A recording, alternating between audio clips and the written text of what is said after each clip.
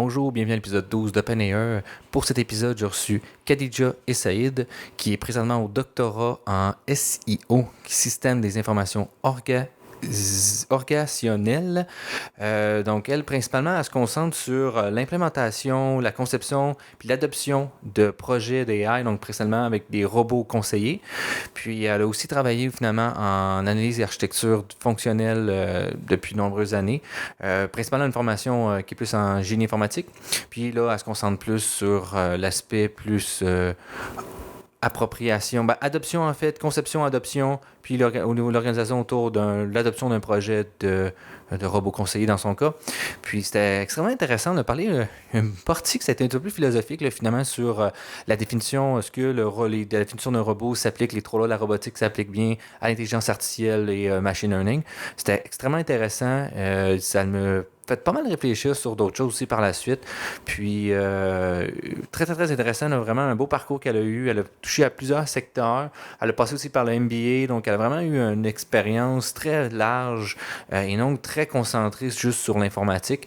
Puis, ça donne, je pense, ça lui donne une belle vision d'ensemble sur les problématiques qui sont présentes. On a eu aussi une belle discussion aussi sur finalement l'impact de l'automatisation de certains processus qui sont souvent des processus plus routiniers, qui sont souvent des emplois que plus souvent les femmes occupent, qui finalement pourraient amener à avoir un risque sur l'employabilité des femmes en entreprise. Il va falloir finalement réfléchir à cette problématique-là, puis voir comment on attaque cette problématique-là. Vraiment un bel épisode. Puis, encore une fois, je remercie mes commanditaires, donc l'Agile, l'Allier, le Spla, puis Dotlayer, qui me supportent dans mes activités. Si vous avez des questions, des éléments que vous voulez rajouter, gênez pas de m'écrire directement sur Facebook, par courriel si vous voulez aussi. Là, je pense que toutes les informations sur la page web la page Facebook du podcast. Sinon, likez, sharez, ça l'aide vraiment. Faites des recommandations, ça m'aide beaucoup. 5 étoiles, là, ça m'aide vraiment pour ce qui est de promouvoir le podcast. Puis parlez-en à vos amis. Puis sinon, je vous souhaite une bonne écoute.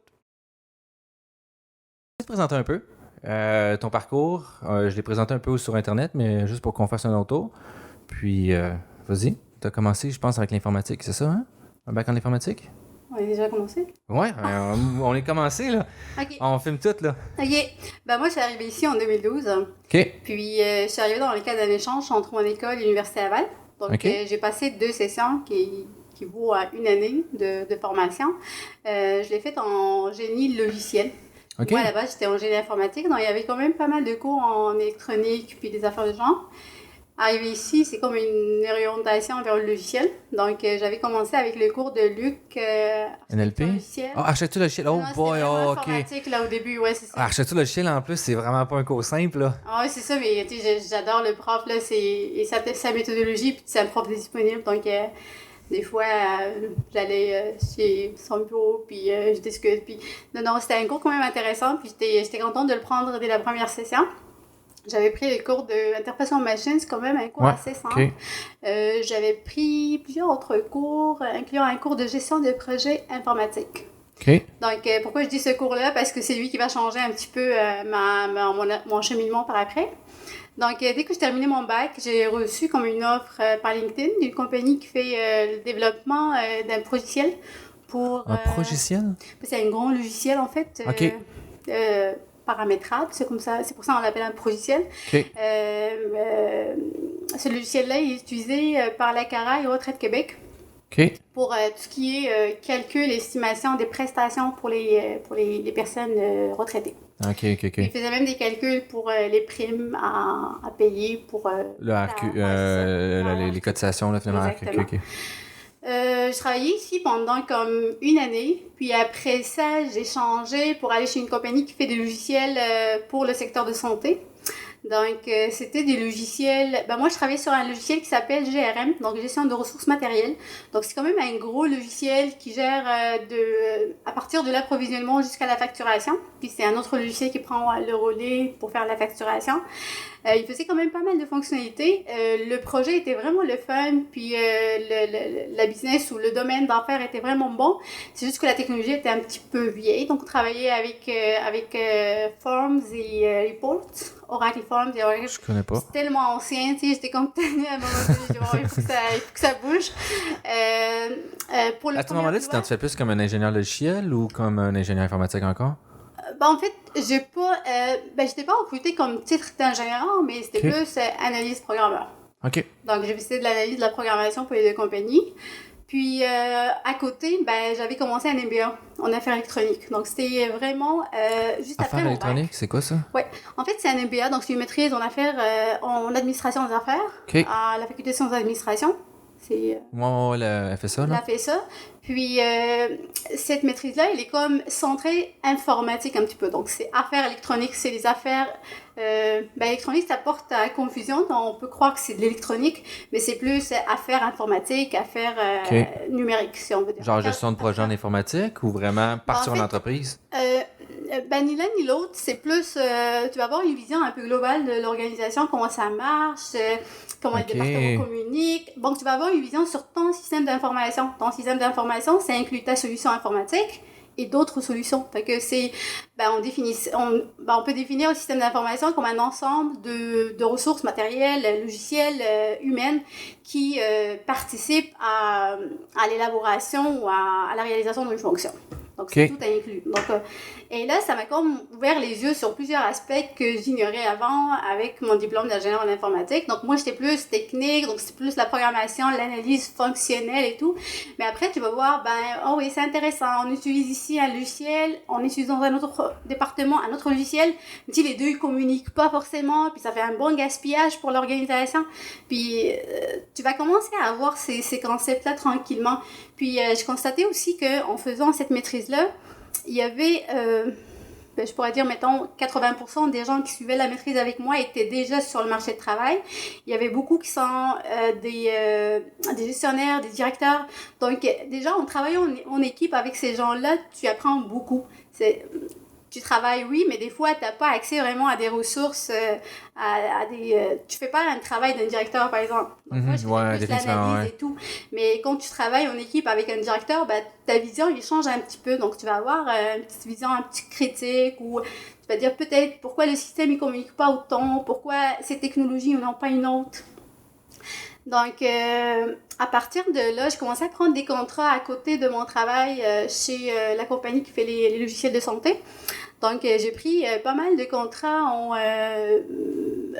réingénierie des processus, comment une organisation peut tirer profit de juste organiser ses processus, il va avoir un bénéfice avec ça.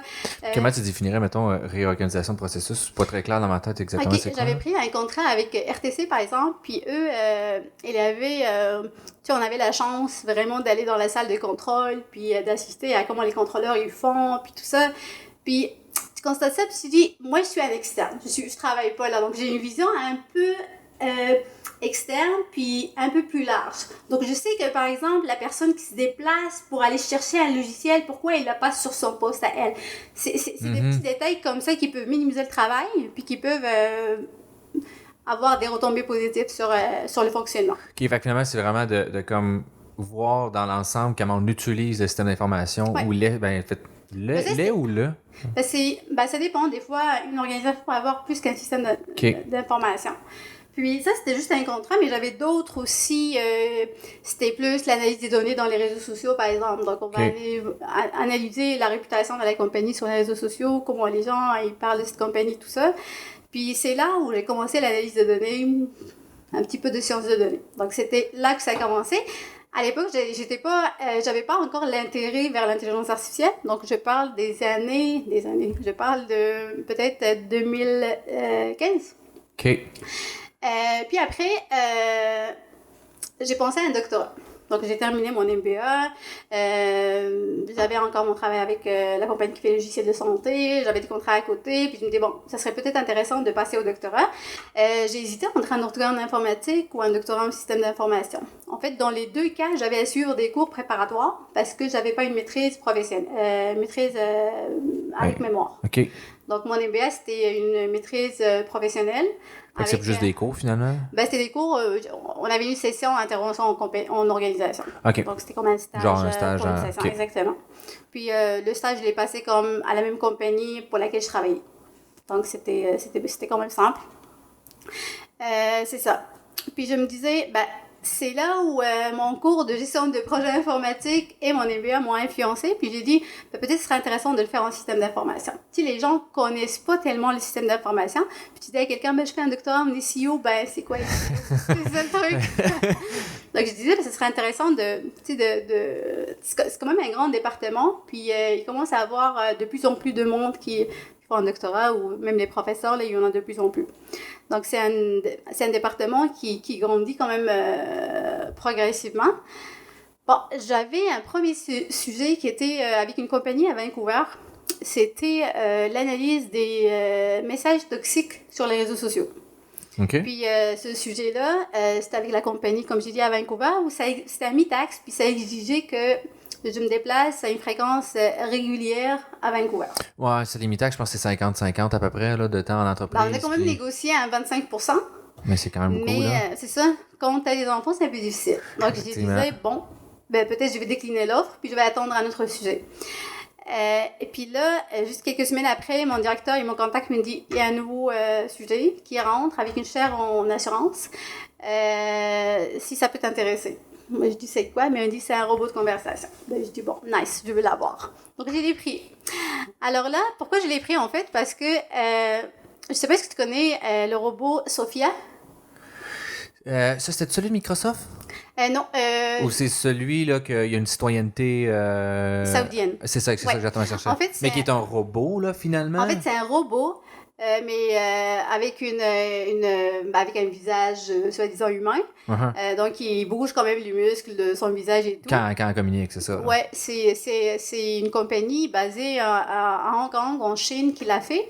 Puis, ça a été, je crois, conçu en 2015. Puis, il a reçu la nationalité en 2017. Mais ça, c'est un autre sujet, là. Mais j'ai pas compris pourquoi l'Arabie Saoudite donne une nationalité à un robot. Puis, mais j'imagine que c'est pour être sensationnel un peu aussi, là. Des fois, c'est juste pour la réputation, genre... C'est moi le pays qui a donné c'est le premier robot qui a reçu la nationalité au monde. Puis en Arabie Saoudite, comme tu sais, les femmes, ils peuvent pas sortir toutes seules, ils peuvent pas conduire à l'époque, ils peuvent s'en limiter. Puis il y avait des chercheuses qui sont sorties avec un article, ils disaient, nous, on est quand même emprisonnés, mais le robot, il a la même nationalité que nous, mais il bouge. Donc lui, il se promène partout dans le monde, il fait des conférences. Puis, mais nous, on peut pas conduire encore. Mais il me semble que... là, maintenant, ils peuvent. C'est ça, me semble que... C'est pas je pense pas que c'est un président, eux autres, mais leur c'est un roi, en fait. C'est ça, leur roi, me semble c'est pas un roi, c'est un ensemble de rois. Ah ouais, OK. Mais il me semble que présentement, ils sont beaucoup ils essaient d'innover puis beaucoup changer, justement, l'image du pays à l'international. Là. Du moins, c'est mon interprétation actuelle que je sais qu'ils essaient de changer vraiment, vraiment beaucoup de choses. Ils n'ont pas le choix aussi, parce que si tout le monde va en avant, comment toi, tu vas rester emprisonné et puis on prend ta femme dans la maison. La Corée du Nord...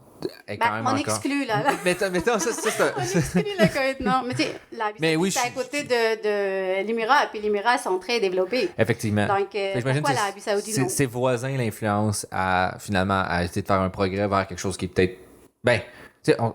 qui est peut-être plus socialement acceptable. Puis qui est plus intéressant de toute façon sur la société. Mais oui, là, on embarque ça politique. Mais en fait, c'est eux qui ont donné la nationalité, puis ça crée comme le buzz pour l'Arabie Saoudite. En fait, ce robot-là, qui est Sophia, a été accueilli dans un programme aux États-Unis. Puis il parlait vraiment comme une personne. Il parlait vraiment, puis il racontait des jokes, puis c'était... Puis ça m'a vraiment marqué. J'ai dit, on est vraiment rendu là. C'est un robot qui parle comme un humain, à la télé. Puis c'était vraiment des réponses prédictives, là. Donc, il pouvait dire n'importe quoi à un moment donné, mais c'était quand même contrôlé à une certaine limite. Finalement, c'est un chatbot qu'ils ont mis dans une forme mécanique, là. C'est ça, en fait, t'as la robotique, puis t'as le logiciel qui est le chatbot. C'est ça, parce que la robotique de faire des expressions faciales, on l'a déjà atteint il y a plusieurs années. Là, si on regarde, mettons, Boston Dynamics avec leur robot, je sais pas si tu connais un peu. C'est des robots, finalement. Ils ont comme c'est eux qui bougent. Le petit chien, là, jaune, là, que finalement, il est capable d'ouvrir une porte, puis là, il repousse la porte, puis le chien comprend. Puis là, ils ont aussi fait des acrobaties, aussi, un autre. Mais eux autres, c'est des modèles déterministes, finalement, probabilistiques. Puis ils sont vraiment rendus là depuis longtemps. C'est juste que là, ce qui était plus impressionnant, c'est qu'en plus, il y avait la parole. Fait que là, je pense que c'est là que tout a explosé. Ben, là. en fait, parce que c'est l'arrivée de l'intelligence artificielle, ça a bouleversé un petit peu la robotique. Ben, ça l'a aidé à apparaître mieux. Puis ça m'a marqué. Puis j'ai dit, bon, ça serait peut-être intéressant que je travaille sur un chatbot. Ben, c'est le software qui alimente le robot. Puis présentement aussi, il y avait comme une présentation, je crois, Air France ou Air Transat. Ils ont fait comme un salon. Puis, ils ont fait affaire avec une start-up qui fait des chatbots vraiment ordinaires. Là. Ils utilisent un framework de, je crois, c'est Workflow de Google. OK, je connais pas. C'est vraiment basic, mais ils l'ont installé genre dans un robot, puis ils ont pris le haut du robot, ils l'ont installé à la tablette, puis la tablette est tactile, puis tu peux écrire à ton robot, puis il est connecté avec un API de voix, fait qu'il peut comprendre qu'est-ce que tu dis. Okay. Et quand même, ça passait à la média, puis c'est révolutionnaire, puis Air France, je me rappelle plus c'était quelle compagnie, mais la compagnie a reçu ses clients avec une technologie, tout ça. J'ai dit, bon, pourquoi pas, je ferai la même chose. Donc, c'est ça, j'ai commencé avec le sujet. Okay. Ça fait pas longtemps que j'ai commencé, d'ailleurs. Mon doctorat, en tout, ça a commencé en fin 2018. Mais en effet, on a comme 7 cours à suivre. C'est pas 7, OK, c'est beaucoup. Cours, c'est quand même beaucoup. Puis, 7 cours sont incluant l'examen doc, là. OK. C'est des cours, c'est des, je sais pas comment ils appellent ça, là, des cours, pas magistraux, là, mais des cours en groupe. Non. Okay. Souvent, en doctorat, on n'est pas nombreux. On est des sujets 4, spéciaux. 5. C'est Je sais pas combien. J'ai oublié le mois. Mais 7, c'est quand même beaucoup, là. Moi, j'en ai 3 à faire. 7. Je trouvais ça déjà beaucoup, là. Puis, parce que moi, au début, je partais avec le sujet vraiment côté technique. Tu sais, je vais concevoir une architecture parce que le robot, tu sais, c'est pas juste un modèle prédictif ou c'est pas juste ça, en fait. T'as l'architecture qui est différente parce qu'un robot ou un chatbot, t'as principalement 2 éléments. T'as l'entité puis l'intention. Okay. Donc, il faut, quand tu reçois un message de l'utilisateur, il faut que tu extrais l'entité. OK. Et il faut que tu comprennes l'intention. C'est 2 éléments. Puis ça, il y a un petit peu de machine learning là-dedans, mais la partie de NLP la plus intéressante qu'on va utiliser dans le robot, c'est vraiment pour la compréhension de messages, pour dire que... L'intention, finalement, OK. Ben, c'est un peu les deux. OK, dire que de détecter l'entité aussi. Oui, Québec, c'est une ville... Puis, il veut se rendre à Vancouver, par exemple. Québec-Ville, ce sont 2 entités. Ben, l'intention, il veut se rendre à telle ville. Ben, il faut que tu l'aies... Entity linking, finalement, et matching, puis compagnie, tout ça. OK. Ben, il y en a plein. Il y a quand même plusieurs frameworks qui existent, qui peuvent t'aider, mais ils sont toutes comme limitées aussi. Là. On n'est pas rendu vraiment à l'étape où tu peux utiliser un algorithme avec beaucoup de confiance. Donc, ils sont quand même assez restreints. Quel framework serait intéressant, mettons, pour quelqu'un qui voudrait commencer? Ben, il y a Rasa, là. C'est vraiment intéressant. Puis il y a un qui vient de sortir pas très longtemps, celui de Uber. Uber, je connais pas, c'est un framework qui s'appelle Plateau. Puis les autres, ils ont un chatbot? Je savais pas qu'ils avaient ils ont un centre de recherche pour les chatbots, puis ils ont conçu ce framework-là. Par la bande pour... j'imagine que pour finalement parler avec les clients, avec l'application, c'est beaucoup plus facile. Automatiser, finalement, c'est ça. Plus techno, là. OK. Donc, c'est ça, on a regardé les deux, puis on a regardé d'autres. On a essayé comme de faire une évaluation pour voir est-ce qu'on va choisir vraiment un framework. Mais tu étais là à la présentation de la dernière fois. On voulait qu'on présentait un prototype. Donc, ce qui nous a aidé à faire le prototype, c'est vraiment Rasa.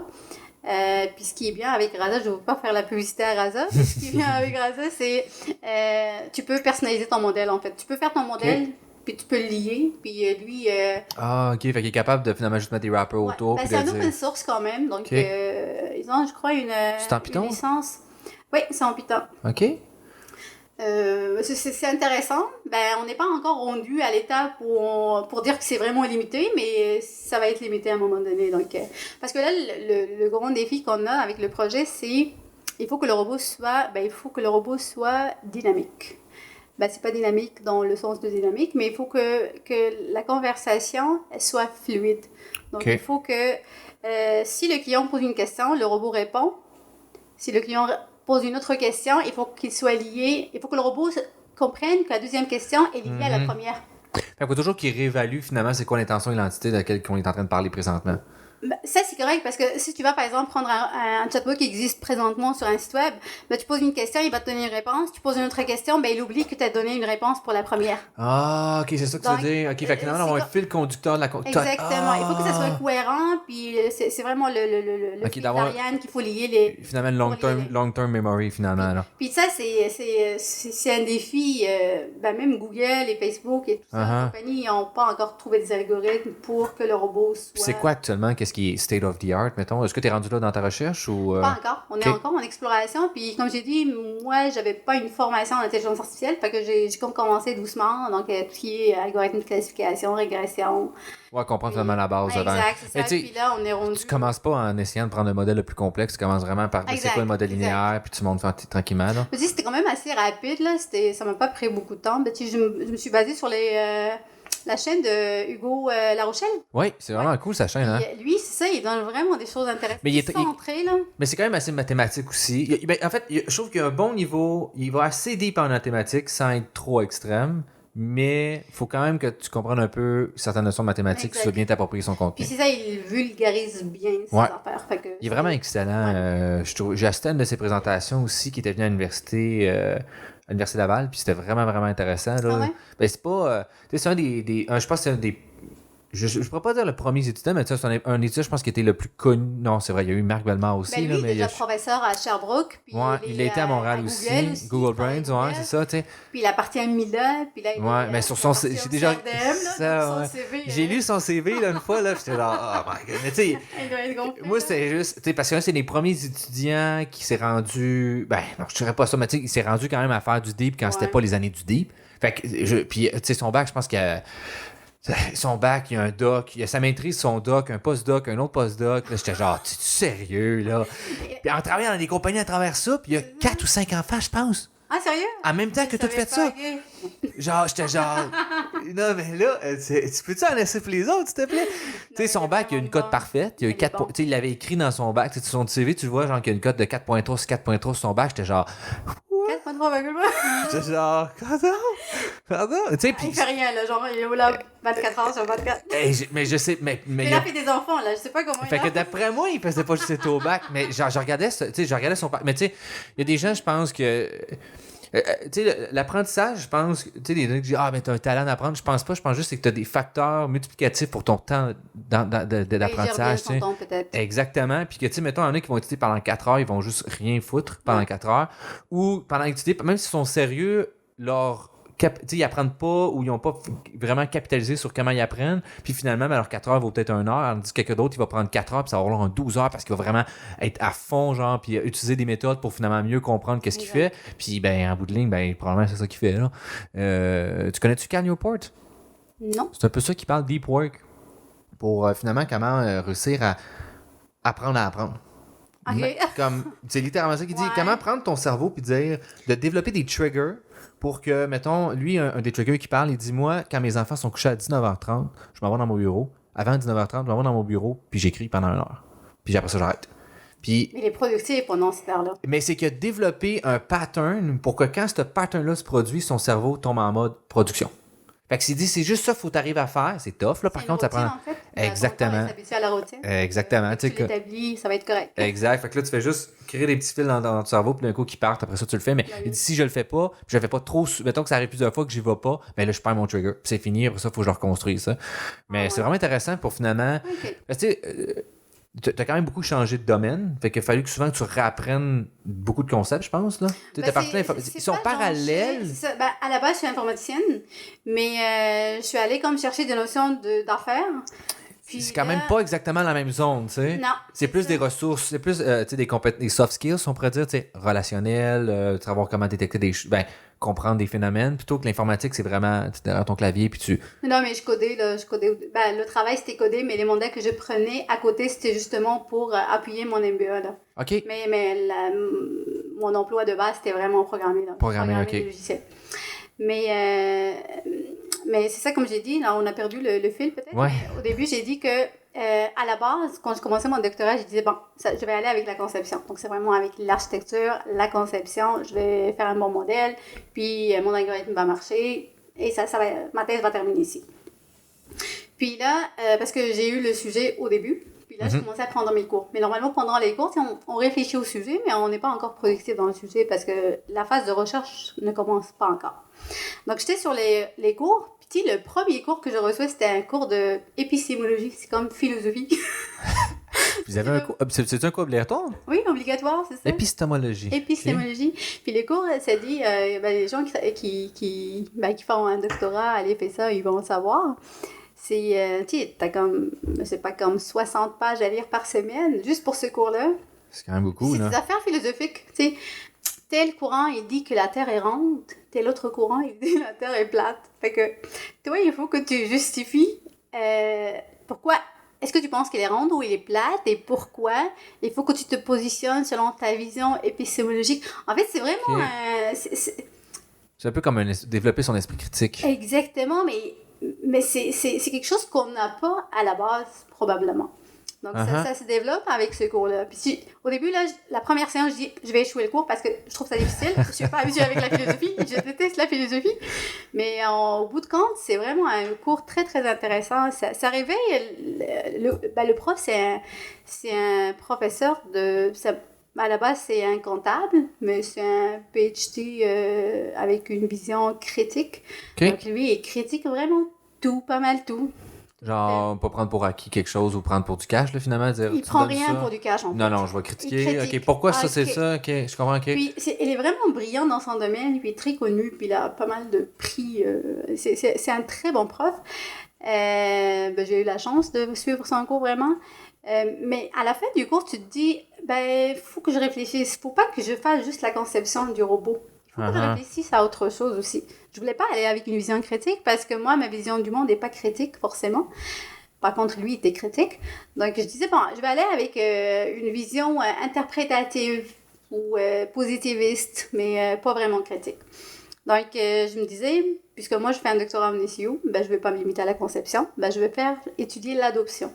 Okay. C'est quoi l'adoption? C'est parce que dans la compagnie, tu as plusieurs types de compagnies, en fait. Tu as des compagnies qui ont plusieurs niveaux hiérarchiques, OK? Puis là, on sait que les décisions vont se prendre sur la couche la plus haute. Donc, c'est vraiment le comité stratégique. Puis, des fois, le comité stratégique, il n'a pas vraiment les skills pour dire que telle technologie va marcher plus que l'autre. Puis, des fois, ils ne font pas intervenir une personne TI. Donc, ils vont peut-être appeler quelqu'un de l'externe qui fait le conseil stratégique. Mais des fois, voire la plupart des cas, l'acquisition d'une telle technologie, ça va être un échec après. Okay. Et moi, j'ai dit, les compagnies, là, c'est comme le buzz de l'intelligence artificielle. Tu sais, les compagnies, ça vient pas de commencer, mais les organisations ici à Québec qui s'intéressent de plus en plus à l'adoption, ils veulent intégrer l'intelligence artificielle dans le fonctionnement. Puis je dis, ça serait vraiment temps de voir comment les compagnies, comment ils arrivent à décider, puis à choisir telle technologie par rapport à une autre. Puis je me concentre sur le robot de conversation. OK. Fait que c'est vraiment du qualitatif. Pas forcément, parce que en recherche, en administration, on a comme le qualitatif et le quantitatif. Tu fais le qualitatif si tu veux apprendre, si tu veux étudier vraiment en profondeur un événement particulier et que tu n'as pas assez de participants. Alors, tu peux faire la recherche quantitative qui va construire comme une base de données, puis là, tu vas faire l'analyse, puis tu vas sortir des corrélations et tout, si tu as un bon nombre de répondants, puis tout ça. OK. Mais c'est ça, avec mon directeur, on disait, on va découper notre thèse, donc on va voir 30%, ça va être la conception, 30%, ça va être l'adoption, niveau stratégique, et le reste, ça va être l'acceptation chez les utilisateurs. Et là, j'avais déjà commencé juste à tenter le marché, à voir comment les gens ils voient les solutions d'intelligence artificielle. Je ne suis pas allée avec des modèles qui vont aider les décideurs à choisir le produit. C'était plus le robot, en fait. Le robot, c'est comme l'interface entre le consommateur, le client, le citoyen et la compagnie. C'est vraiment une interface. Puis je dis, est-ce que la personne est prête à communiquer avec un robot? Puis c'était vraiment drôle parce que je commençais avec les étudiants de l'Université Laval, puis j'avais quelques-uns qui disaient « Moi, je suis pas encore prête à communiquer avec un robot. » OK. Puis tu dis peut-être que ça serait une piste à explorer, à voir, puis tu vas peut-être ressortir les déterminants qui vont dire que tel individu n'est pas prêt à communiquer avec un robot, alors qu'un autre est prêt. OK.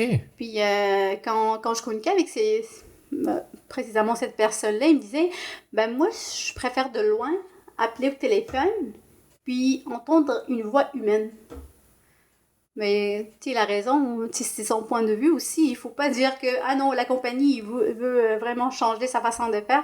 L'agent service clientèle va continuer à exister, mais on veut juste supporter cet agent-là et l'aider et pour qu'il fasse quelque chose de... il va pas se concentrer avec des questions répétitives assez stupides. Là. C'est quelqu'un qui appelle, il dit « Ah, vous fermez à quelle heure? » ou Ils sont pas automatiser certaines questions, là, finalement. C'est comme Facebook a commencé à le faire un peu, mettons, quand tu vas sur des pages. Mais les pages, oui. Il y a des trucs, des questions préformatées, puis des choses qui existent. Mais tu peux aller plus loin, c'est ça? Oui, c'est ça, vraiment aller plus loin, là, exact, ouais.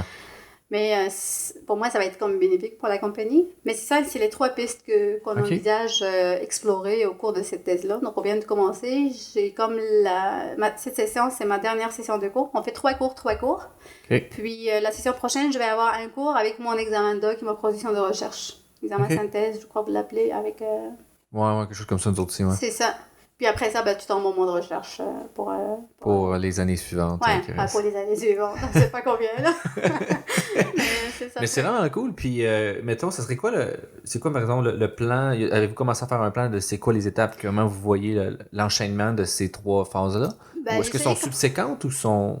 ils peuvent être liés, en fait, parce que si on envisage, par exemple, une recherche qualitative, si on envisage ça, le processus, il est long. Donc, tu as le comité d'éthique, le CERUL. Oui, OK. Lui, il prend quand même quelques mois à répondre.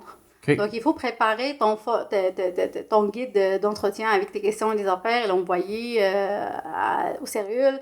Puis, ils vont te répondre. Peut-être tu vas faire des modifications. Il va y avoir des va-et-vient avec le CERUL jusqu'à ce que le formulaire soit approuvé. Donc ça prend du temps. Mais on ne sait pas encore est-ce qu'on va aller avec une approche qualitative parce que mon directeur, il n'est pas qualitatif, il est vraiment quantitatif. Okay. Donc, on est encore en phase de négociation, voir qu'est-ce qu'on va faire. On a commencé la phase de conception. Donc, on a commencé à évaluer les frameworks qui existent pour voir est-ce que... juste pour ne pas réinventer la roue, là, on va profiter de quelque chose qui existe déjà, de préférence open source, puis bâtir de quoi de plus pour la rendre plus performante. OK. Donc, je suis en train de faire un article sur c'est comme une comparaison des outils disponibles. Oui, il me semble que tu en avais parlé qu'il n'y avait pas vraiment de littérature par rapport au comparatif des frameworks, là. C'est ça parce que ça bouge tellement. Puis Plateau, il vient de sortir il y a quelques semaines, donc c'est normal qu'il n'y ait pas d'article qui traite ça. Puis même Rasa, il y avait quelques-uns, mais il faisait pas la comparaison, c'était plus ils disent on a utilisé Rasa pour faire un robot qui fait tel et tel affaire. Sans comparer vraiment par rapport aux autres. Non, ils ne comparent pas les autres. L'objectif, le scope de cet article-là, c'est vraiment de dire voici les différents frameworks qui existent actuellement, puis les avantages en ça, c'est ça? Oui, ça, on a comme sorti plusieurs paramètres, mettons, parce que des éléments qui peuvent être intéressants pour la compagnie. Si tu vas aller au privé, peut-être la confidentialité de données est intéressante. Donc, on cherche l'hosting, est-ce qu'il va être chez la compagnie ou chez le fournisseur du produit. Donc, le pricing, on regarde plusieurs critères qui peuvent influencer le choix, en fait, pour la compagnie. C'est ça. Donc, on a commencé ça. Puis, on réfléchit à l'adoption, à l'acceptation, comment on va régler ça. C'est sûr que pour l'acceptation, parce qu'on veut viser plusieurs clients, plusieurs citoyens.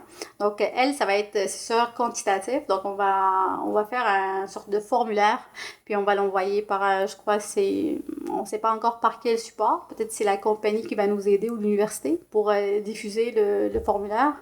Puis, on aimerait avoir un taux de participation. OK, c'est vraiment un questionnaire comme ouvert à tout le monde. Hey, vous, est-ce que vous serez intéressé à parler à un robot et des questions comme ça? Oui, des questions, mais la plus grande partie du travail, ça va être fait dans la conception du formulaire lui-même parce que il faut le concevoir d'une façon à ce que tu puisses tirer des conclusions, en fait. Il ne faut pas juste que ce soit des questions qui ne sont pas liées. Okay. C'est parce que là, des fois, les gens, ils vont juste répondre, si tu mets quelque chose avec choix multiple, il va juste aller avec le premier. Ouais. Toi, tu fais comme... Tu viens de fucker tes résultats, là. Tu vas juste comme... Tu vas le piéger pour voir est-ce qu'il a juste choisi comme ça. Ouais, c'est ça. Tu peux voir des patterns, là, finalement, des fois, t'as des gens qui répondent, là, t'es comme, il a tout répondu. Ouais, exactement. N'importe quoi, puis t'es comme, je viens de puis ça concorde pas avec le premier. Ouais, c'est ça, il y a des incohérences, il y a quand même un travail à faire au niveau de la conception du formulaire. Donc, c'est ça. Ça, est-ce que vous avez commencé à faire un peu de revue de littérature de ça? Oui. Puis c'est quoi, mettons, actuellement, c'est quoi En fait, y a-t-il un consensus face à ça? Ou finalement, l'accessibilité, est-ce que les gens sont prêts à ça? Ou on est rendu où à peu près là-dedans? j'ai pas trouvé vraiment des recherches qui sont vraiment basées sur l'utilisateur. OK. Ben c'est ça le problème qu'on a trouvé avec la revue de littérature, c'est parce que quand même, relativement nous. Tu sais, t'as Liza qui date des années, mais ça n'a pas été étudié. Puis des articles qui vont dire, on va prendre Liza, puis soit on va le critiquer, on va le décrire, on va ajouter une contribution à la science, mais ils vont pas forcément aller voir les utilisateurs. Il n'y a pas encore des gens qui se sont vraiment intéressés à... Au moins, des résultats que j'ai reçus, il n'y a pas encore des gens qui sont vraiment allés voir par rapport aux robots de conversation. Ben, ils peuvent discuter à l'intelligence artificielle, en gros, ils peuvent aller demander aux gens ça existe, mais les robots de conversation, on n'a pas tant que ça. Okay. Avez-vous des hypothèses initiales sur les résultats? Ben, t'as comme, il veut ou il veut pas, mais il faut décortiquer un peu pour ressortir les hypothèses. Comme je dis, on est quand même au début, on a une vision claire de on va vers où, mais le processus n'est pas encore entamé, là. Donc, ça va venir avec les prochaines sessions. OK. Y a-t-il un risque potentiel de la sécurité des données avec des robots conseillers? Oui. Ça, c'est vraiment la question qui revient assez souvent parce que même que lorsque je commençais à interroger, ben là, je commençais à interroger les étudiants dans le cadre d'un cours. Donc, c'était juste un cours, un projet de cours. La confidentialité de données, il revient comme tout le temps. Avec chaque intervenant, il revient. Mais il ne faut pas oublier que, tu sais, les compagnies présentement, soit ils ont des bases de données à l'interne, puis là, les données vont rester à l'interne. Puis il n'y a rien qui t'assure qu'il ne va pas y avoir un employé qui va voler les données. On a eu une preuve, c'est ça, on a eu la preuve là. Puis, soit ils vont le faire à l'interne, soit ils vont le faire dans le cloud, par exemple, tu sais, avec Azure ou avec, je sais pas, avec Google. Et si tu fais un robot de conversation et tu communiques, donc tu donnes par exemple ton nom ou c'est pas ton numéro de ta police pour les assurances par exemple, ben ces données-là, ils vont rejoindre les autres données que la compagnie a. Donc le niveau de confidentialité que tu vas avoir avec les robots, c'est le même niveau de confidentialité que tu vas avoir avec les informations personnelles que tu as envoyées à la compagnie. Je sais pas si tu me comprends. Ouais, je comprends. C'est comme les informations sont centralisées. C'est pas parce que c'est un robot et là sa base toute seule, puis c'est peut-être différente par rapport à le reste des données. Là. Tout ça se peut. Ça pourrait, mais OK. Ça se peut, parce que la compagnie, par exemple, il va dire, je vais aller choisir tel chatbot, je sais pas, de Google. Puis Google, par exemple, il fait le hosting chez elle. Mes données vont être chez Google. Alors que les autres données de la compagnie sont par exemple à l'interne. Ouais, c'est vraiment, ça dépend du choix. On revient à... Les frameworks que tu avais parlé justement, des critères qui étaient où est-ce que les données sont hostées. Il y a ça, puis il y a le comité stratégique qui choisit la solution parce qu'il faut qu'il fasse attention à ces points-là. C'est un des éléments qu'on veut vraiment traiter dans le deuxième volet de la thèse, en fait, pour voir comment eux, ils arrivent à dire que je prends telle solution et non pas une autre. Est-ce qu'ils prennent la confidentialité de données c'est sûr, ils vont la prendre, là, mais à quelle mesure? OK. Allez-vous faire des recommandations suite à cette étude-là? C'est ça. Normalement, en sciences d'administration, on fait une contribution à la science. Okay. Et de préférence, on fait une contribution aux pratiques. Ah, OK. Donc, on va aller voir les praticiens. Parce que nous, pour faire la recherche, on consulte les praticiens. Puis en contrepartie, il faut que tu leur donnes quelque chose. Le résultat de ta recherche. Donc là, tu vas faire des recommandations ou... Genre au comité, justement. Là, Parce que toi, tu vas aller te baser sur des théories. Donc, c'est vraiment... Sur les quoi, excuse-moi, je n'ai pas entendu. Des théories. Théorie, OK. Donc, tu vas aller... donc, ton travail va avoir quand même une certaine comment il appelle ça? Une certaine pertinence. Donc, c'est... La valeur que tu ramènes, elle est sûre parce qu'elle est d'une source scientifique. Donc, eux, normalement, ils... Je sais pas comment dire ça, mais ils vont savoir que c'est des critères ou des valeurs qu'ils doivent vraiment prendre en compte pour faire tel ou tel choix. Donc, OK. Puis, au niveau des robots conseillers, est-ce qu'il y a quand même une difficulté, tu penses... Qu'est-ce qui serait plutôt, je recommence ma phrase, qu'est-ce qui serait les difficultés d'acceptabilité auprès des employés ou des personnes? Ben, comme j'ai dit, la chose qui sortait le plus, c'était vraiment la confidentialité de données. OK. Donc, les gens disaient que, ben, moi, je préfère de loin appeler une personne, au moins je vais... Ben oui, il y avait quelqu'un qui m'avait dit que, moi, quand j'appelle l'agent de service à la clientèle, et je lui fournis même mon NAS, je suis pas inquiet, parce que je sais que l'agent de service à la clientèle, il a signé un formulaire. Uh-huh. Donc, lui, Le il est robot, engagé, c'est ça, il est ouais. engagé à respecter la Sa confidentialité responsabilité est de nos données. engagée. Mais le robot, tu sais, ben, l'agent de service sécurité, c'est vraiment un humain, donc. Il peut signer, mais il peut aussi divulguer l'information. Oui, définitivement. Il peut être Il va malhonnête. être poursuivi par après. Tu sais, Uh-huh. le robot, il signe rien, mais il prend pas de décision par lui-même. Tu sais, je sais pas comment l'expliquer, mais si les données sont hostées, par exemple, chez la compagnie, Ouais. OK? Sont hostées chez la compagnie avec les autres données.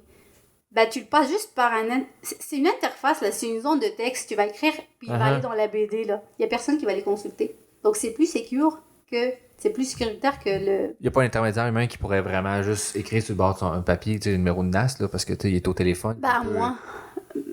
Ben, au téléphone, oui, mais là, tu vas l'écrire. Peut-être s'il y a quelqu'un à côté de toi, ben, il va le lire. C'est comme si tu vas aller au guichet automatique, puis tu vas aller... Oui, c'est ça. Non, je parlais quand justement tu es au téléphone. Tu sais, moi, personnellement, j'ai déjà été agent au téléphone, puis j'aurais pu prendre des données sur un papier, les écrire, les mettre dans mes poches, partir avec les données du client. Là, tandis qu'effectivement, le robot, lui, ben... C'est un lien direct avec le bébé. Mais c'est vrai que, tu sais, peut-être la compréhension des gens, du processus aussi, comment l'information est sécurisée, que c'est peut-être là que... Le problème, c'est plus, c'est pas vraiment les données elles-mêmes que nous, on donne, mais c'est plus les données que le système détecte sur nous. C'est-à-dire, ils savent que moi, je me connecte souvent le soir, par exemple. J'appelle souvent le soir. Le sujet qui m'inquiète le plus, les cookies, là, finalement. Là, c'est ce que je peux ressortir avec... C'est de l'analyse de données, en fait, qui va sortir par après. Mais la requête en telle, la question que toi, tu poses au robot, puis lui, il va... Ben, il est comme aller directement à la BD. Moi, tu sais, l'agent de service à la clientèle, normalement, il va avoir comme un tableau de bord, il peut suivre ta conversation, mais il n'y a pas une autre couche de l'insécurité qui s'ajoute, en fait. Mm-hmm. Mais effectivement, c'est vrai que... Non, je comprends ce que tu dis, OK, c'est intéressant. Puis, y a-tu des employés qui ont peur de ça, mettons? Oui. En fait, il va y avoir, je crois, un centre de recherche qui va s'ouvrir bientôt à l'Université Laval, qui vise à... Ben ça, c'est vraiment un grand sujet, qui vise à étudier comment l'intelligence artificielle va remplacer les emplois des femmes, occupés par les femmes. Ah ouais? Parce qu'ils ont trouvé que les secrétaires, ce sont des femmes, les agents de service à la clientèle, majoritairement, ce sont des femmes. C'est pas mal eux autres qu'on est en train de... Là, c'est ça, on va remplacer ces emplois-là. C'est vraiment intéressant, effectivement, que... Puis on fait juste pas attention. Puis je travaille avec des filles. Puis qu'on pourrait vraiment diminuer finalement le taux d'emploi des femmes indirectement à cause de ça, puis augmenter encore les inégalités entre les femmes avec les salaires, etc. Tout ça. Là. C'est fou, là. C'est fou. C'est vrai. Ce qui vient après, là, puis même, tu sais, même c'est souvent des caissières, puis là, on a fait des caisses automatiques. Fait que c'est vrai, j'ai jamais pensé à ça. Il y a des recherches qui ont trouvé que les tâches les plus répétitives sont occupées souvent par les femmes. Ça, c'est un effet d'un autre problème qui est l'homme, il domine, puis tout ça. C'est vraiment une autre discussion. C'est plus ce contexte historique. Mais la recherche, je crois c'est un des profs qui me l'avait dit. C'est pas officiellement ouvert à l'Université Laval, mais il va y avoir un centre de recherche qui va juste étudier ça. Je crois que c'est financé par le gouvernement du Canada. Okay. Donc, ils veulent savoir... Est-ce que tu connais le nom, par hasard? Ou... non, je crois qu'ils l'ont même pas établi encore. Ben, il était comme en négociation pour le financement, mais l'entité n'est pas encore créée. OK, elle n'est pas encore existante, OK. C'est ça. Il y a des filles avec une approche féministe de la faculté de sciences d'administration qui vont travailler là-dessus. Puis, c'est juste étonnant. Puis, je sais pas si tu l'as remarqué, mais tous les assistants vocaux, ce sont des femmes. C'est intriguant. Même les GPS, ça fait longtemps que les GPS, c'était des voix de femmes aussi. Mais les GPS sont rendus à l'étape où tu peux choisir ta voix. Oui, c'est ça. Mais les autres, tu choisis même pas. Si tu vas... Siri, Cortana, Google Home, Alexa... Mais... C'est vrai, ça. Écoute, comme là, c'est une femme... c'est vrai. Mais même les autres robots, là, juste de conversation, pas de voix, ils sont nommés femmes. Ils sont nommés avec des voix Sophia, des noms de femmes, c'est ça. Sophia, ouais. L'autre s'appelle Ty, de Microsoft, là, qui a été publié sur qui a été corrompu par un genre de 24 heures. Elle s'appelle Ty, c'est une femme. Il y a une compagnie d'assurance qui a mis en prod un robot qui s'appelle avec un nom de femme. Mais tu dis, tu veux éliminer la femme, tu veux la remplacer avec un robot femme. Mais c'est quoi ton intérêt? Ouais, non, il y a quelque chose de vraiment malsain un peu dans tout ça. Pas caché. Peut-être c'est juste le hasard aussi, mais c'est vraiment un hasard très fort. Ouais, il y a un peu de... C'est un peu douteux, mettons. Mais oui, effectivement, Ouais. j'avais jamais remarqué ça que, effectivement, les emplois qu'on les... Ben, du moins, les intérêts...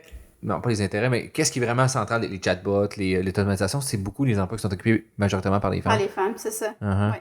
Puis, je crois qu'il y a plusieurs études qui ont été réalisées qui montraient que la femme ne franchissait pas. Ils s'appellent ça le gap, le green gap ou un truc. C'est comme le plafond vert. Donc, les femmes, ils atteignent pas un certain niveau de responsabilité dans l'organisation. Donc, ils restent quand même pas mal dans le répétitif. Dans des tâches autonomes qui font en sorte que c'est les autres qu'on va probablement Donc, ils automatiser peuvent et être faire remplacés. disparaître. C'est ça, ils peuvent être remplacés facilement. Je sais pas pourquoi, mais aussi, la femme aussi, il a son devoir là-dessus parce que ben, on avait une présentation la semaine dernière, puis ils ont dit que le nombre de femmes, de filles qui sont dans le domaine de l'intelligence artificielle, c'est 12%. Ouais, c'est ça par rapport là. 12%, c'est peut-être la femme aussi, il n'est pas intéressée, mais pourquoi la femme n'est pas intéressée par la technologie?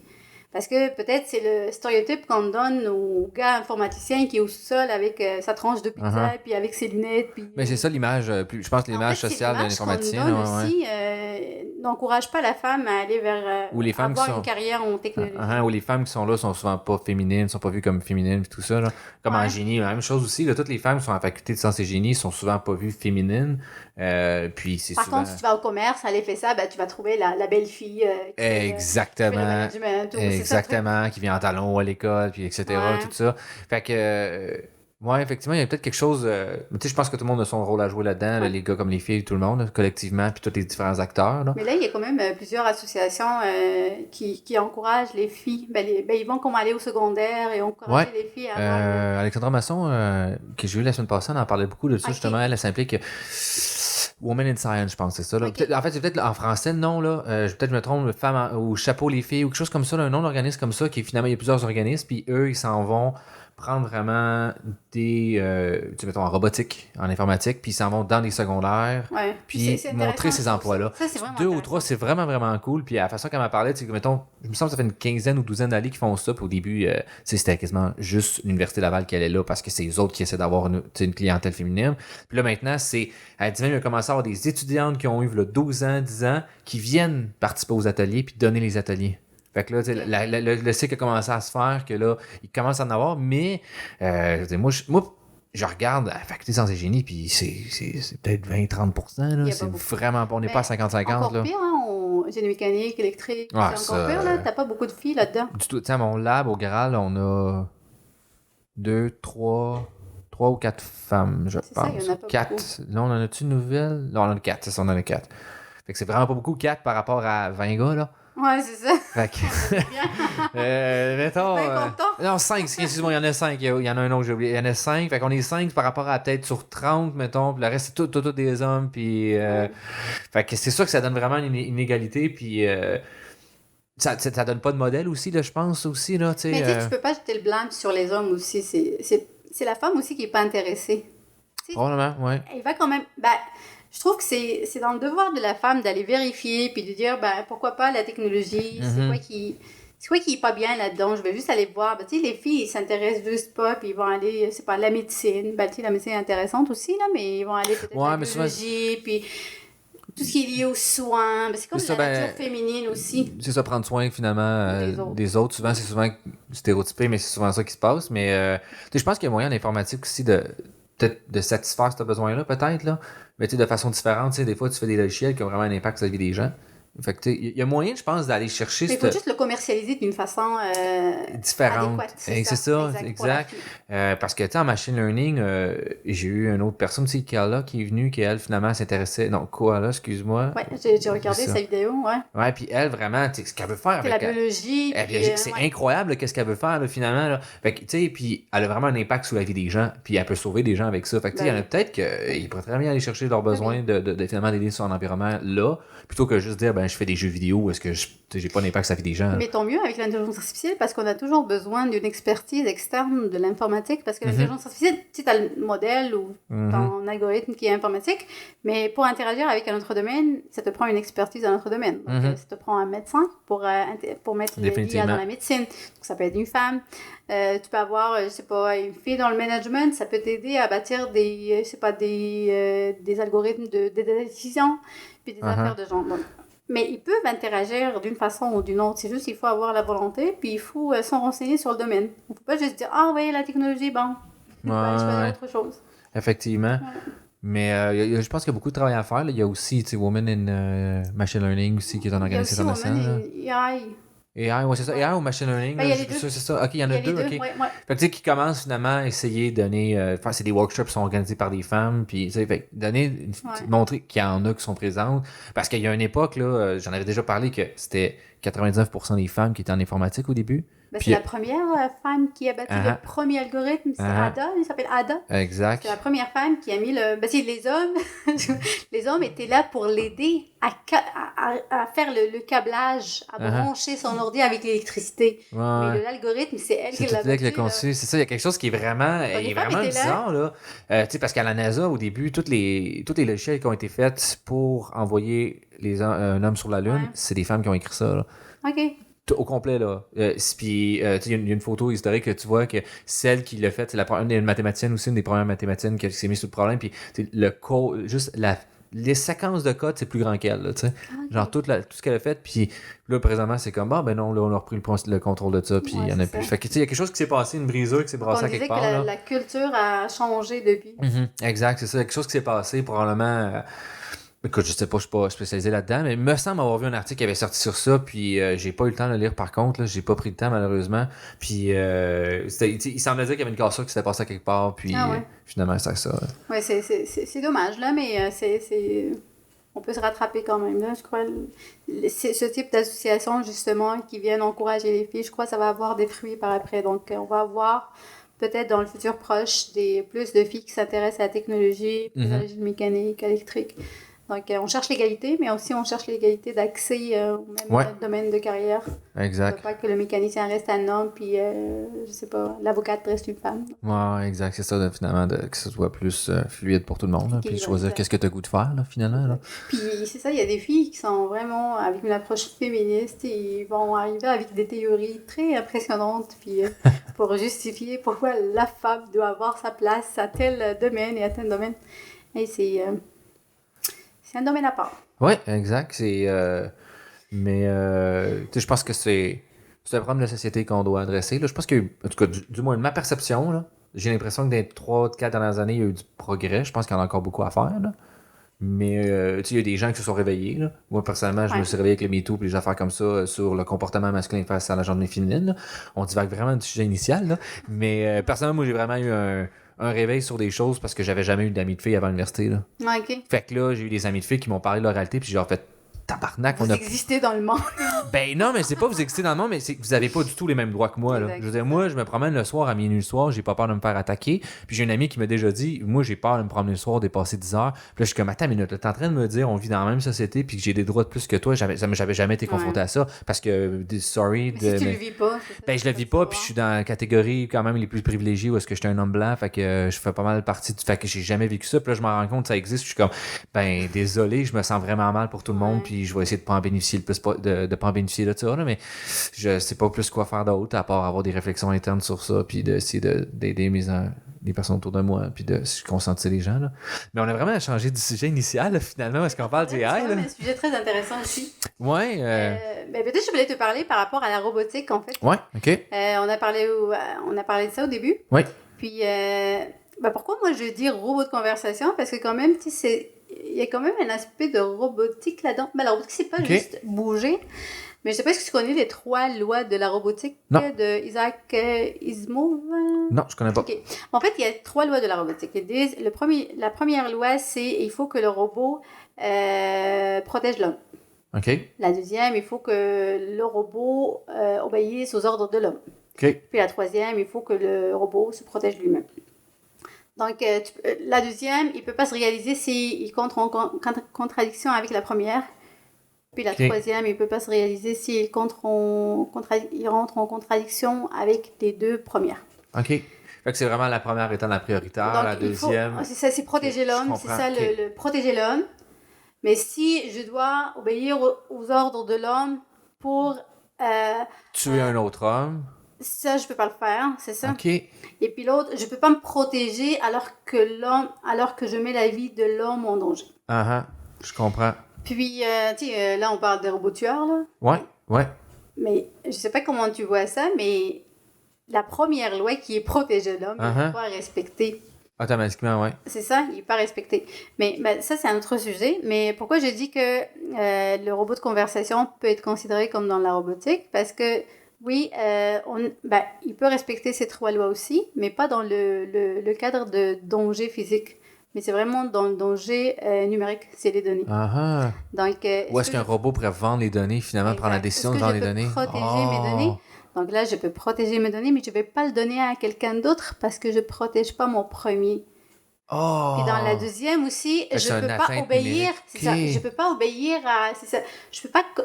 La deuxième, quand même, il peut être réalisé parce que je peux obéir aux ordres de mon chef, qui est l'administrateur du robot, pour tirer des informations sur l'autre humain. Mais ça, c'est quand même contrôlable. Là. C'est l'administrateur, donc il est défini tel...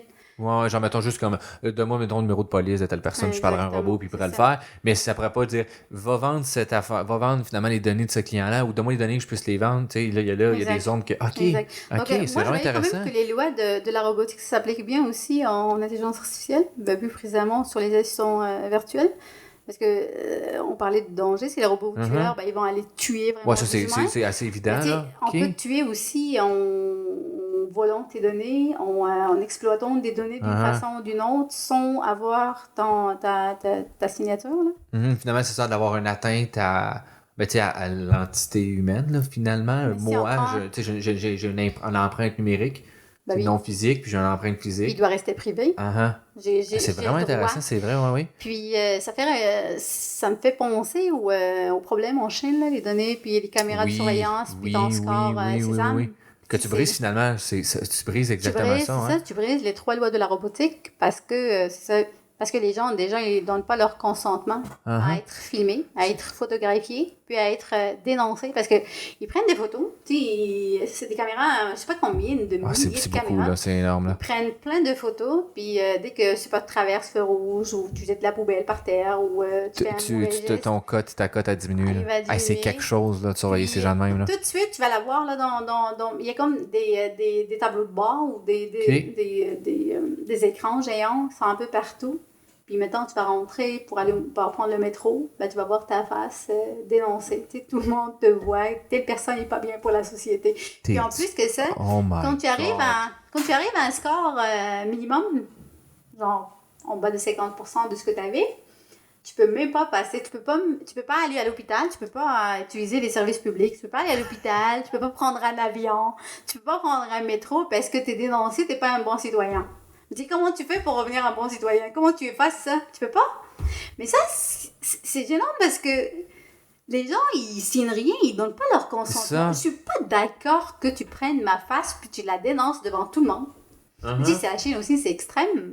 C'est un hommage totalitaire. On n'aimerait pas que ça se produise ailleurs, par exemple. Mais c'est intéressant, tu sais, les lois de la robotique aussi, comme finalement pour définir des bonnes techniques en arrière, genre des espèces de principes à adhérer. C'est ça, parce que les trois lois de la robotique étaient comme consacrées à la robotique, mais la robotique, c'est vraiment des pièces, tout ça. Mais c'est pas du hard, c'est pas du soft en fait, c'est plus du hard. Ouais, je comprends, ouais. Mais on peut les appliquer. Oui, ça s'applique très bien. Puis aussi. Je trouve ça intéressant parce que c'est souvent une discussion qu'on a nous autres de finalement voir c'est quoi l'éthique, des choses comme ça. Puis je pense que c'est des bons principes à adhérer, de dire, OK, en faisant ça, est-ce que j'atteins une des trois règles?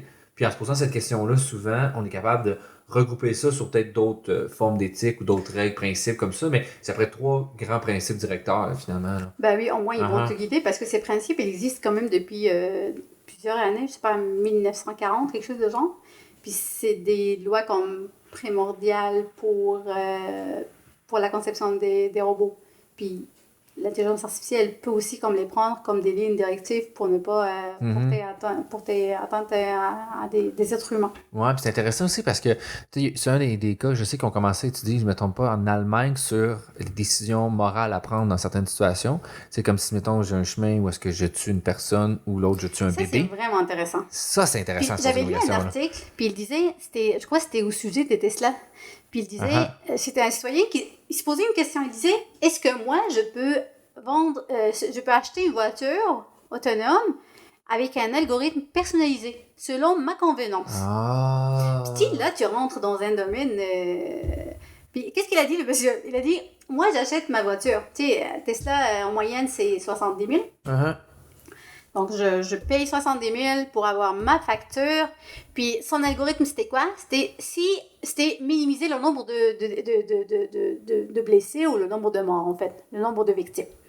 Donc, si il arrive en face d'une femme avec son bébé ou d'une personne âgée, ben peut-être il va aller, et il y avait comme un poteau, ben peut-être la voiture, il va tourner vers le poteau, il va tuer le conducteur parce que c'est ça qui minimise le nombre de décès.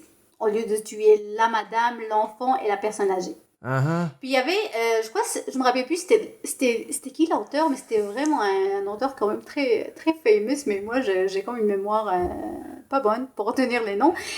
Mais ce monsieur-là, il avait comme 3 catégories de situations, puis il disait, dans les 3 catégories de situations, l'algorithme est pas bon. Tu sais, minimiser, c'est pas bon, maximiser, c'est pas bon, aller selon ta convenance, c'est pas bon. Comment tu fais? Mais il y a un autre courant qui dit, tu sais, nous, comme des êtres humains, on n'a pas le réflexe. C'est un accident, chacun de nous va avoir une réaction différente. Genre, je vais tourner à droite au lieu d'aller à gauche. Moi, je peux juste lâcher le volant. Crier, mettre tes freins, c'est ça. Tu peux pas prédire qu'est-ce que tu vas faire.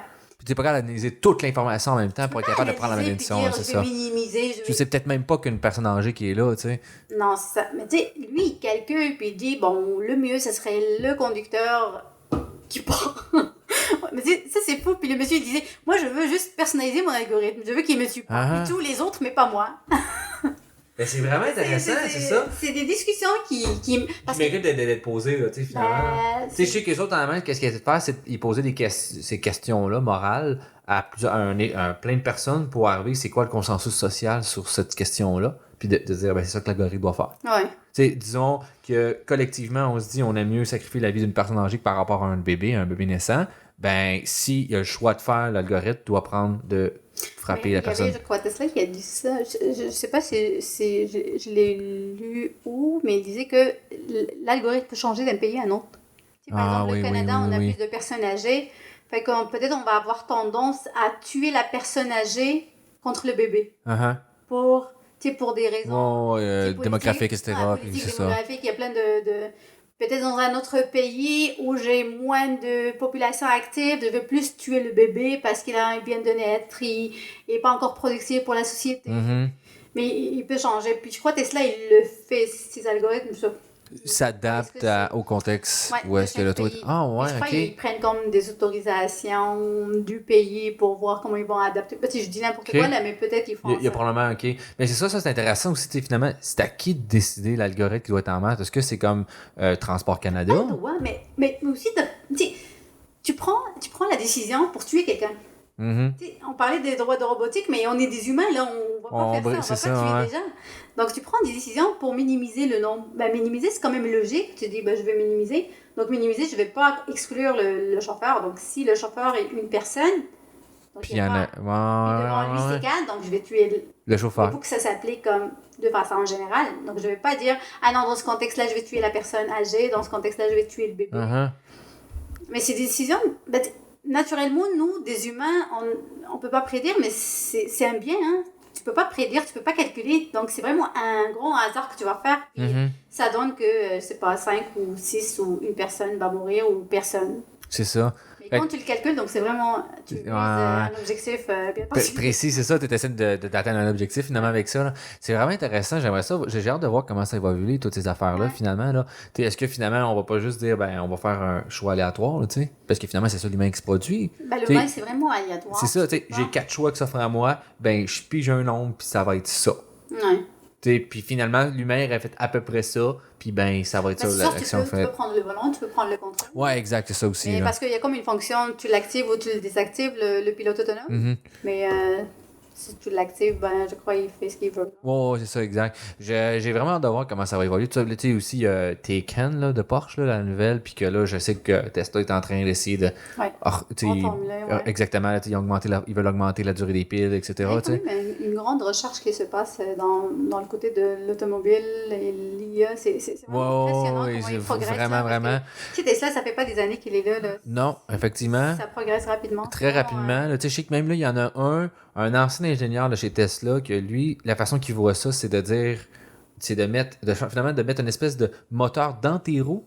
Puis c'est ça qui fera en sorte que ton auto vienne électrique puis qu'elle pourra venir autonome plus facilement, genre. OK, donc c'est le mouvement qui va produire de l'électricité. Exact, genre le moteur. Tu sais, il y a comme, j'ai pas tout lu qu'est-ce qu'il a fait là, mais j'ai juste, tu sais, comme lu les grandes lignes. Puis lui, finalement, son paradigme qu'il voit, il dit, ben, on va juste plutôt que de refaire les nouvelles autos, on va modifier les autos actuelles pour les rendre électriques. Ah, mais ça, c'est cool, par exemple. C'est abordable, c'est pas quelque chose de... Exact, c'est ça. Puis, finalement, tu rends ton auto d'une certaine forme hybride au début, parce que là, présentement, c'est plus ça qui est capable d'atteindre parce que c'est encore ton moteur à essence, mais ta roue vient comme donner un boost, fait que tu consommes moins d'essence, donc, etc. Tout le paradigme qui change.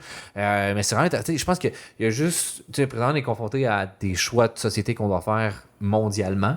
Puis là, on voit qu'il y a des acteurs qui se placent d'un côté puis de l'autre, puis des gens qui se placent par rapport à d'autres. Puis c'est juste de voir comment tout ça va évoluer. Puis, tu sais, on peut pas choisir, là. On peut pas savoir, là. C'est les premiers pays aussi qui s'embarquent dans le bateau de l'IA qui décident aussi. Ouais. Une fois le modèle est fait, ben ça va s'appliquer sur le reste du monde. C'est ça va déteindre, là. Tu sais, comme je ne savais pas, mais j'ai appris ça, que le Canada, c'est le premier pays à avoir mis en place un plan stratégique sur le développement de l'IA. Ouais. Dans la grandeur, mais j'ai appris ça. Fait que, tu sais, c'est intéressant de voir, là. Puis l'ONU a suivi après ça avec des mesures. C'est aussi la déclaration de Montréal qui était signée à Montréal, la pétition pour les robots tueurs, parce que ça, c'est un sujet qui m'intéresse, les robots tueurs. C'était les premiers qui l'ont signé par rapport aux autres. Je sais pas aussi. Mais tu sais, ça, c'est vraiment un sujet bizarre parce que. Bizarre, un sujet intéressant. Ils ont signé, puis ils ont envoyé ça au gouvernement, comme quoi on ne veut pas de la recherche au niveau de robots tueurs. C'est pas quelque chose qui nous intéresse. Comme espèce humaine, on ne veut pas avoir des robots tueurs et tout. Mais il n'y a rien qui t'assure que les autres pays n'ont pas des centres de recherche pour les robots tueurs. Puis, allons pas plus loin, juste la Chine, ils vendent des drones tueurs abordables avec un prix pas très exorbitant. Puis, t'es là, t'as un robot tueur. Puis toi, tu déclares, puis tu dis, ah non, moi, je veux pas aller. Le Canada va avoir son centre de recherche pour les robots tueurs parce que si à un moment donné, on a une guerre, tu vas être préparé. Finalement, c'est la crainte de son voisin, puis le monter à l'armement. C'est la guerre froide qui est exactement passée. Finalement, pourquoi est-ce qu'il y a encore des têtes nucléaires dans le monde? C'est qu'il y a une crainte que la Russie ou n'importe quel pays, finalement, ait une tête nucléaire, puis qui fait juste... puis tue l'autre pays, tu sais. Fait que c'est pour ça que tout le monde a encore un armement puis qui n'est pas vraiment respecté le désarmement nucléaire. Puis la même chose avec des robots tueurs, c'est exactement la même chose, c'est que moi j'ai fait la promesse, je le faisais pas, mais en arrière, j'ai un centre secret avec la CIA ou whatever, une instance, puis j'en développe pareil, tu sais. Non, mais ça, au début, on le voyait comme très loin, comme la science-fiction, mais on est rendu là. Ouais, c'est ça, on s'approche. Tu vois Terminator, Ex Machina ou iRobot, puis tu dis, si, c'est la science-fiction, je regarde ça un film, puis ça s'arrête là, mais... C'est vraiment... On est presque rendu là. C'est ça, on approche assez rapidement de trucs comme ça. Il y a un concept qui s'appelle la singularité. Justement, on s'approche. Il y a un concept qui s'appelle la singularité, puis selon lui, ils disent que on va atteindre la singularité qui est en fait que la machine va dépasser, l'intelligence artificielle va dépasser l'intelligence humaine et que la machine va être plus forte que l'humain, côté physique aussi. Puis je crois qu'ils disent que la singularité va être atteinte en 2023. 2023? Tu sais, c'est dans 4 ans. Ça, c'est assez rapide, là. Ça a été fait en 1940. C'est avec Alan Turing. Alan Turing, ouais. C'était 1940. À peu près, ouais. Quelque chose. Ouais, ça. Ses travaux ont été publiés quand même plus tard, là, parce que pendant la Deuxième Guerre mondiale, il ne pouvait pas les publier étant donné qu'il travaillait sur Enigma, là. Mais c'est dans cette conférence-là qu'il y a comme marqué le monde. C'est là où ils ont prédit que la singularité va être atteinte en 2023. Tiens, on est à 2023. Ouais, c'est ça, ouais. Donc, mais quand tu la vois aussi, tu dis que c'est vrai. L'ordinateur, il fait des calculs beaucoup plus performants que nous. Puis, mais tu sais, il y a quand même des choses qui manquent beaucoup. Je pense encore à l'intelligence artificielle présentement, qui va être difficile à comme overtake. C'est présentement, je pense que dans une task, en 2023, je pense que de mon point de vue, là, je pense qu'en 2023, d'atteindre de outperform dans une task un humain, je pense que c'est très réalisable. Parce que l'ordi, tu dis, mettons, apprends à taguer des photos, il fait complètement mieux qu'un humain. Tu sais, ça, on sait qu'on est capable d'atteindre ça. Mais ce que j'ai de la misère, c'est que, tu sais, mettons, tu prends un enfant, dans son processus d'apprentissage, tu lui montres une photo de chat, puis là, mettons, tu lui montres un chat dans la vie. Mais il va être capable de dire si c'est un chat. Mais pour un ordinateur, il n'est pas encore capable de faire le transfer learning finalement. Ben ça, c'est normal parce que c'est la seule chose qui différencie l'humain de la machine. C'est ça, actuellement. C'est ça. Puis c'est là que je pense que d'un coup que ça, on va tackle ça. Là, je pense que la singulaton va l'atteindre assez rapidement. Ben c'est sûr, il ne va pas être là en 2023, mais lui, il avait prédit en 2023, c'est ça. Hein. Puis il y a un YouTuber, un Américain qui travaille, je crois, c'est un tech lead à Facebook, il disait, lui, il travaille je crois, c'est comme un ingénieur informatique, puis là, il travaille en machine learning. Okay. Il disait, même ma femme, il commence à coder. Ouais. Mes amis commencent à coder. Tout le monde commence à coder. On va aller où? Genre, on va rendre la machine... déjà, l'intelligence de la machine est quand même intéressante, présentement. Comment on veut la rendre beaucoup plus intéressante que nous? Donc, arrêtez de coder. Débranchez-vous. C'est ça, là, parce que ça va pas en aller. Là, on s'approche. Mais c'est ça, tu sais, finalement, l'informatique qui est en train de take over beaucoup, beaucoup de secteurs, là. Finalement, elle rentre partout. Fait que c'est sûr que... Finalement, la vélocité augmente, là, à quel point on développe des frameworks puis tout. Il appelle ça la loi de Moore. La loi de Moore, je pense, non, c'est pour les processeurs. Exact. Parce qu'on l'a dépassé, ça fait longtemps. Là. Je savais pas, moi, dans ma tête, la loi de Moore, on l'avait pas dépassé, mais j'ai vu justement, c'est une vidéo qui explique justement, pendant longtemps, on n'arrivait pas à la dépasser, puis maintenant, on a commencé à le dépasser, puis là, on a redépassé, puis là, elle va nous redépasser théoriquement dans le rythme que ça va, je pense, dans 2 ans. Présentement, on a dépassé la loi de Moore, puis elle devrait plafonner genre prochainement, là, qu'ils disent. OK, parce que la conclusion de la loi de Moore, ils disent que c'est le nombre de processeurs qui double à chaque 2 ans, donc c'est vraiment une augmentation exponentielle. Mais ça va se refléter dans la pertinence ou comment je peux appeler la force de calcul aussi des ordinateurs. C'est la performance de la machine, en fait. Ça, ouais. Donc les processeurs augmentent, la performance augmente aussi. Tu sais, tu regardes les GPU maintenant, là, ça n'a aucun sens. Là. Il y a le CPU de Tesla. Mais c'est pas la voiture Tesla? Ah, oui, le Tesla, une Tesla V100, là, finalement. Ouais, là. Mais c'est même pas... Elle est encore très bonne, mais c'est même pas la plus performante. Là. Il y en a des plus grosses. Il y a des TPU aussi, finalement, maintenant, qui sont des Tensor Processing Unit. Qui sont finalement... ça, c'est Google qui a fait ça. Okay. On ne sait pas à quel point... c'est assez un secret, genre, mais selon... Qu'est-ce qu'ils disent? C'est qu'elle est faite pour travailler des tenseurs qui font des matrices multidimensionnelles, là, tu sais... c'est pas le computer, c'est le quantic computer? Non, quantic computer, c'est un petit peu différent comme paradigme.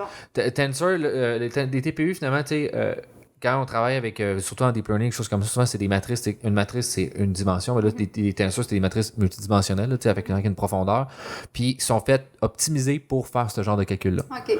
Donc, ils sont supposément plus performantes, puis etc. Ils atteignent des meilleurs scores. Puis là, ils sont rendus genre la version 2, puis ils restent une version 3, puis etc. Mais tu peux pas en acheter. Ah ouais, mais exactement.